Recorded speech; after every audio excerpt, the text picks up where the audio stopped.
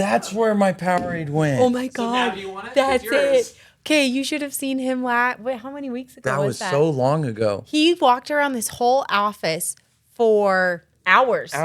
And I was like, Caleb, are you sure you just didn't like drink your Powerade and forget that you even had your power? Like you drank it and threw it away? Because like I've done that. Well, now it's not worth it. No, I wouldn't drink it now. But he Yeah, was like, no, I don't think I drank it, but I can't find it anywhere. Like I've looked everywhere. I was like, well, look in your trash can. I can't believe that. That's so disappointing. Look, it's not even halfway gone. It's about at halfway almost. That is sad for you. Introduction. Action.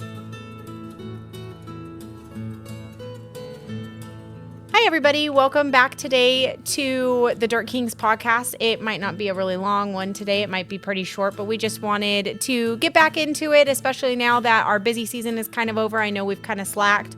Honestly, it's because like you guys, we're really just trying to keep our head above water throughout the entire spring season. It has been extremely wet. We are down here in Texas every other year that I've lived here personally. By June, everything's pretty dry and hot. And yesterday was a balmy 77 degrees with some more rain, which we have had what feels like nonstop. Yeah. So that's been good and bad, depending on what you needed to do.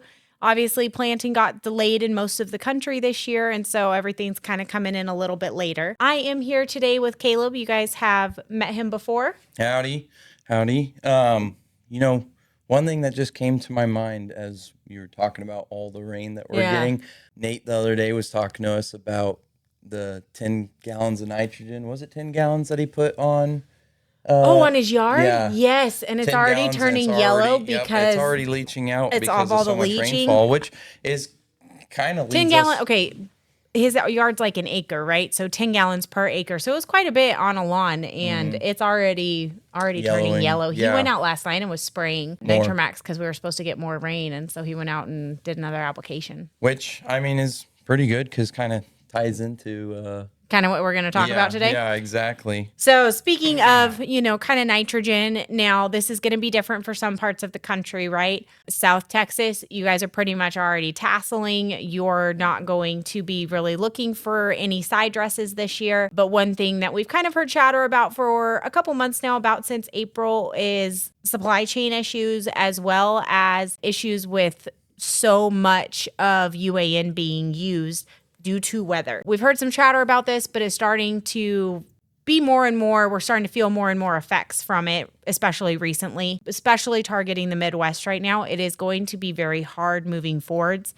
to get UAN for your side dress. Caleb, tell me a little bit about utilizing the nitrogen, why it's run out, why we're seeing those issues right now. The biggest issues, I guess, for supply is because you already knocked on it, how much we're having to use because it's leaching from the soil and or volatilization. We also had issues with some plants here in the U.S. as well, though, with them not being able to produce. Right. And so that made an impact, as well as imports and tariffs. Right. Tariffs have made an impact. Absolutely. And so supply chain, water pushing a lot of nitrogen, just, leaching it straight through the soil. In my head, I always think of kind of like a French drain is what's going on, which is kind of what it is. It's like watching gas go up. Yeah. Just decimals by the day added on, which when we're looking at, price per ton and you break it down. That's increasing. Yeah, increasing on the daily. And the national average right now is 94 cents. Yep. So $600 a ton is really what we're looking at. A lot of these farmers, you're coming in with, let's talk about 32% to start with. You're coming in with 20 gallons up front, coming back in with around 30 gallons, just depending on your farm and your operation. Now that they're about to come in with those 30 gallons and they aren't going to be able to locate it, at least in some parts of the country. Now, this doesn't mean everybody. Don't freak out. Call your local co-ops, call somebody, make sure that this is the case. But we do know that this is going to become more and more far-reaching of an issue. Right. Talk to me about some of the alternatives that they could use for side dressing. So Nitro-Maxx is definitely the main go-to. Right now we're looking about 73 cents per unit. So we're looking, what is that? Almost 19 cents 19 Less than cents the less. national average, Yep, yeah. than the national average. So we're coming out pretty good there. It's a slow release liquid nitrogen, great for side dressing. Just spoon feeding the nitrogen to the plant when it's needed, not overloading it. The humic acid that is mixed in with it really helps act as a binder to help us try to prevent leaching and loss of nutrients as much as possible. So that really comes in as a heavy hitter along with the Nitro-Maxx. It's a ammoniacal, urea, and nitrate mixture. So that's what gives it that slow release spoon fed. And with it being so, there's a lot of studies. We got it that it has a extended soil life. It's absolutely going to stick and stay in the soil for a lot longer than, your 32 or your 28. University studies that we have, we actually see that we're having better uptake into the plant as far as the nitrogen with the packaging that does come along with the Nitro-Maxx. Yes. One thing I do want to touch on with that is, the Nitro-Maxx does have a 4% calcium in it. Mm-hmm. That calcium is used as a stabilization agent to prevent the nitrogen from burning. It also is used because calcium increases the uptake of nitrogen in the plant by 20 to 30% respectively, just based on university studies. So by adding that calcium in there with the Nitro-Maxx that we produce, that helps with the absorption into your corn, which is going to be huge down the road. And, you'll see that results when it comes to yield. The other thing, with that Nitro-Maxx is there are some other options out there, right? As well, you're going to be looking at either using urea, which unfortunately we will start to see those prices increasing as Yep. as something comes more and more in demand, the prices go up and up and up and up. Urea is the only thing that I've seen that is competitive in cost with Nitro-Maxx, but we're still seeing Nitro-Maxx usually be less. $6 less an acre. Yeah. So it's all about The timing other and the application would be methods. anhydrous ammonia. Mhm. I know a lot, Yep. especially Kansas. I know Kansas, there's a lot of guys that use Right. anhydrous ammonia. Definitely your 32s. Those are kind of, some other 32, options that are 28s, out there. Yeah. So the Nitro-Maxx, like we were talking about, that can be used wide drop. Definitely going to be an option for you guys going forward. Now that we've covered a little bit of the corn side, let's talk a little bit on the hay and pasture side. Especially if you come in later in the season, you're using any kind of nitrogen for second, third, or fourth cuttings. Caleb, what have you kind of seen coming in with something like Nitro-Maxx or any kind of nitrogen later in the season? I want to answer your question, but I first want to say I've already seen a lot with some hay and pastures this year of nitrogen being leached out through such high rainfall. I mean, I've spoken to a guy that had like 26 inches last month. I think rain? it was something like that. Oh my gosh. We obviously know you get that much, we're going to have crazy. extremely bad leaching problems. For Nitro-Maxx, for pasture management, my rule of thumb has always been about 6 gallons an acre, which comes out to little more than 60 units of nitrogen. It seems to always be a great application. The micronutrient pack and the trace minerals, 6 gallons an acre, 60 units of nitrogen. That's a great pasture management program. There's obviously, depending on soil studies of what else, but we're obviously focusing on just nitrogen right now.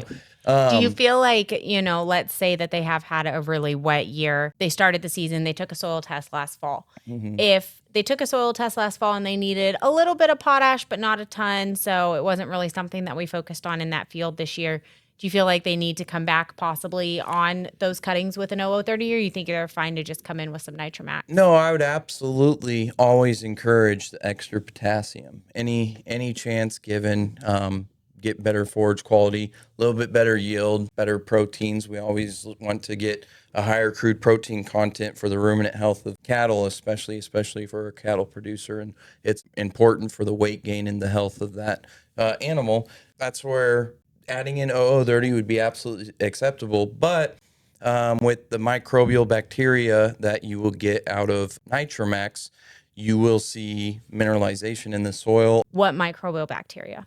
So microbial bacteria are little worker bugs in the soil that are really good at breaking down things like crop residue, pockets of fertilizer, and even things like manure. And what I mean by pockets of fertilizer, I mean bound up fertilizer in the soil that nutrients are not reflecting available on the soil test. Obviously not available, but they are there. And so microbial bacteria will go down in the soil and they'll mineralize those bound up nutrients.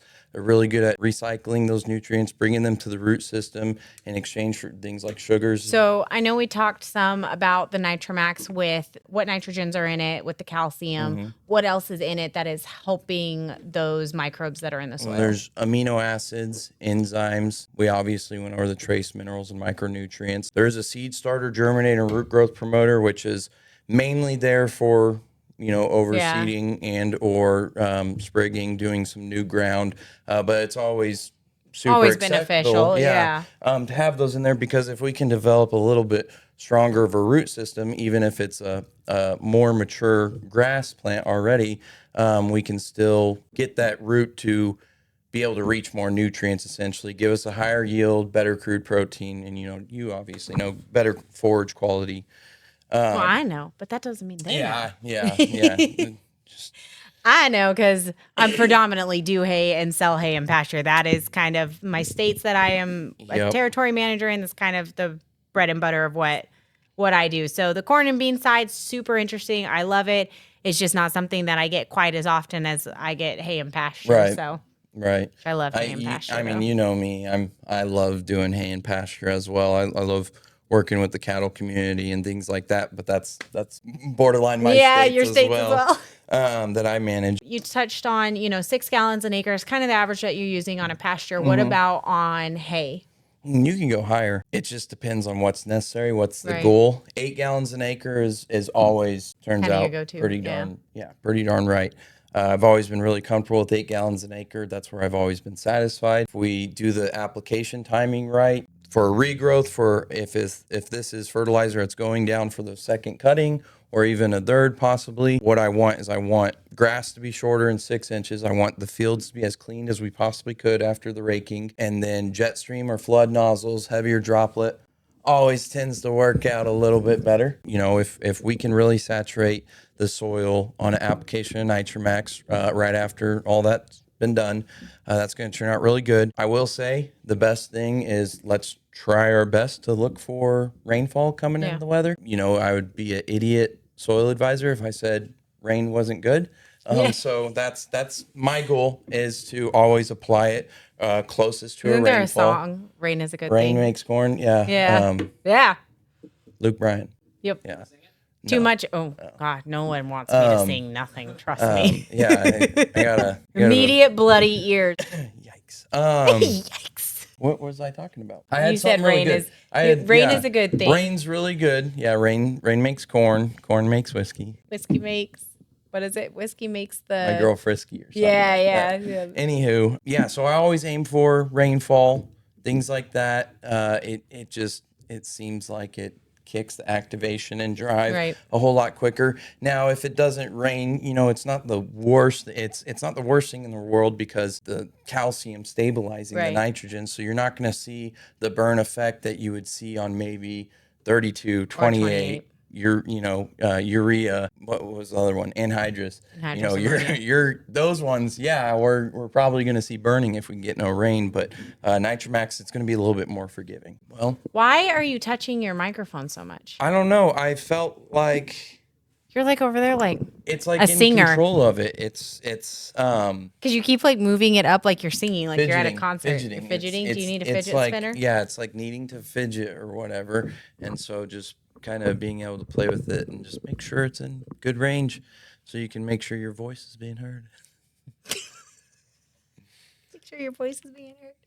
I think this changes the voice.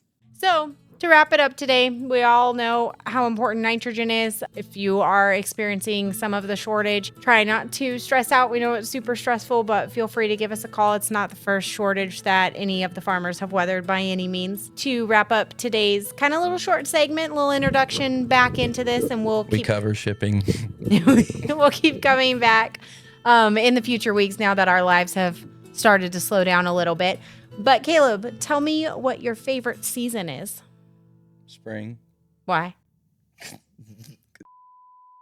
Okay, don't say that. Okay. Come on, please. Spring, why? Cut that out, please. My favorite season? Yeah, what's your favorite season? Spring. Okay, why? Because everything's green. Oh, I like that. Mine used to be fall until I moved to Texas. I loved fall when I lived in Colorado because like it would start to get cold and it was like crisp and the leaves would change and you wanted to sit outside with like a blanket and hot chocolate. And then I moved to Texas and it was like blazing hot, cold. Well, for me, That's it, the end. I went from Colorado to where, Louisiana. spring, summer, and fall, you pretty much leave your windows open because it's just pretty much, you have a good couple of months span where it's real nice and breezy and everything. Then I went to Louisiana, and then going from Louisiana, South Louisiana to Texas, I'm fine. You're fine? Yeah. I feel like Texas has 2 seasons. It's like Rain. blazing hot, windy and coldish with an ice storm a year, and rain, and then back to blazing hot. Well, that's like 3. Oh, you're right. You're right. That is 3. You're right. But you get what I mean. Wow, you're leaving? Oh. Kayla was like, that's it. I'm done. Get me out of here. She wrangled me into it for the afternoon. Break. Oh. Tired? Yeah. Spider. Don't fucking say that. It's right there. Why would you? Don't, Caleb. Okay, that's it. Podcast over. All right. Thank you so much for coming. Goodbye.